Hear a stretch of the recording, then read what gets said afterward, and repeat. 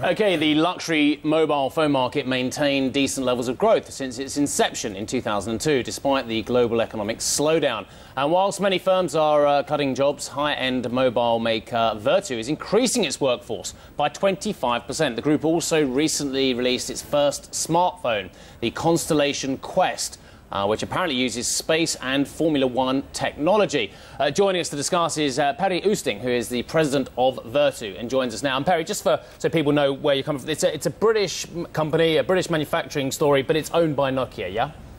Yes, absolutely. We're based in Hampshire, and the reason why we're in Hampshire is that you have the car industry, you have the aviation industry, so it was a very good pool of talent, both on the hardware and the software side. And we started in 2002 with the launch of our first product, and now we're here.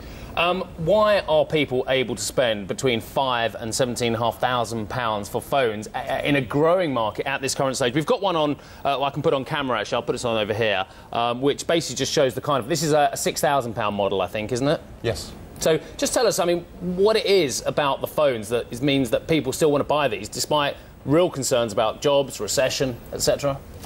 Well, that's very similar to any other luxury goods. And if you see, even if you look at the hotel industry, the five-star luxury hotels, it's very hard to find still a room in London today. If you look at the success of some of the luxury sports car manufacturers and any other luxury goods manufacturer, it's very hard to answer in a rational way. Luxury is still an emotional value. There are people for whom cyclical recessions and fears of depressions won't affect. Do you think it's just basically there is a super rich clientele out there who are very, very wealthy still, have tens if not hundreds of millions of pounds, who actually want one of these gadgets? It is the status symbol they have to have. Well, it's partly maybe a status symbol. It's also maybe to protect your style, appreciation of beautiful materials with excellent services through our Vertu Concierge. So it's a combination of factors that make people buy these devices.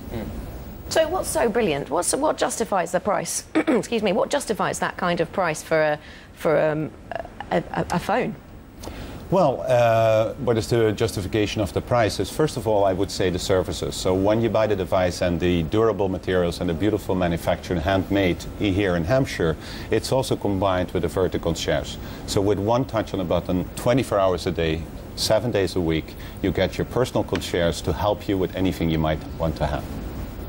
Obvious question about market opportunity, I guess, but where is the fastest growing market for you at this point?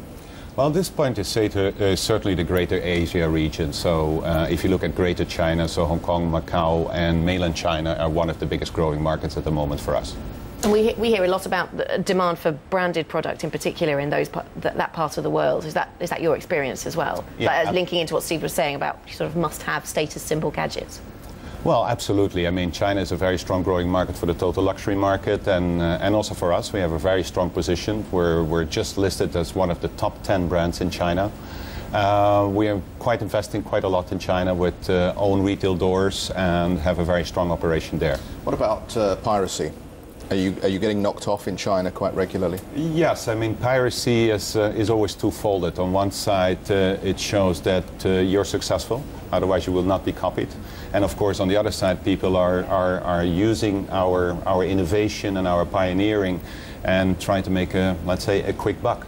Perry, you're an expert in luxury. That's your background. You were telling us some Bulgari and other companies you've worked at. A couple of years ago, Burberry had an experiment of going downscale a little bit, actually making the brand available to a lot of people. And now they've actually kind of put their prices back up again. A lot of the handbag makers have done the same. I'm sure you could make a very respectable Vertu phone for £1,000, but you don't want to, do you? You want to keep the cachet and the price up, I guess. Well, it's not a question if we want to do that. First of all, we cannot make a respectable phone. That's what they said about CDs in the 80s. Well, we can't make a CD for less than £13. Well, if you want to follow the guidelines that we set ourselves, so it's about durable materials, it's about exclusive services, and if you want to deliver that quality of product to the customers, you will not reach the £1,000 mark.